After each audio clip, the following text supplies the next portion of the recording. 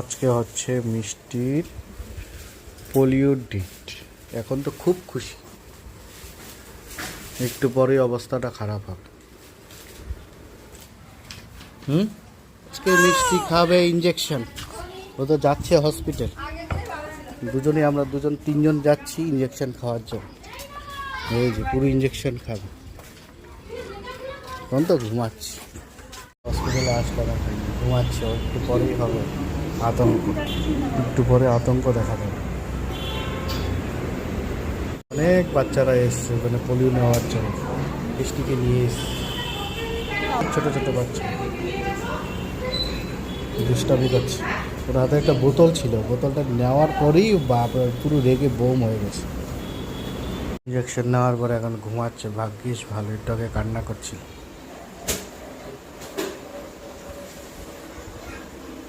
রাতে না বোঝা যাবে। নিয়ে তো মিষ্টির অবস্থা খারাপ, হাত পা ফুলে গেছে, পুরো ফুলে গেছে, এমন অবস্থা হলো। আর এত কান্না করছে না, বাপরে, রাখার মতন। এখন জাস্ট একটু রাখলাম পায়ের নিচে, একটু বালিশ দিয়ে ও একটু শান্তি পেয়েছে, নাহলে খুব কষ্ট পাচ্ছিল। কিন্তু ঘুমিয়েছে, একটু চোখ খুলছে, ঘুমাচ্ছে, হাত পা নাড়াতে পারছে না, তো পুরো পায়ে ব্যথা। দু পায়ে ইঞ্জেকশন দিয়েছে, হাতেও ব্যথা, ইঞ্জেকশন দিয়েছে।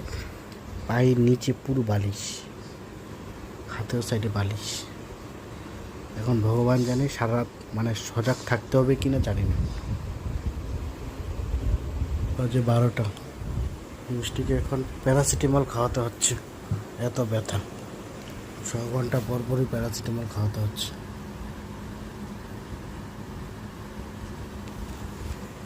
যে প্যারাসিটামল নিয়ে আসলাম ওটাই খাওয়াতে হচ্ছে। কিন্তু কষ্টে কি করবে, হাত পা পুরো ব্যথা, কিছু করার নেই।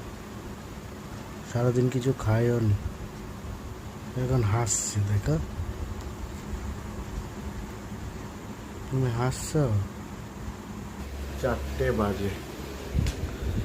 তো এতক্ষণ কান্না করছিল, এখন কান্না করছে না। এখন একটু কুলে নেওয়াতে একটু খুশি আছে।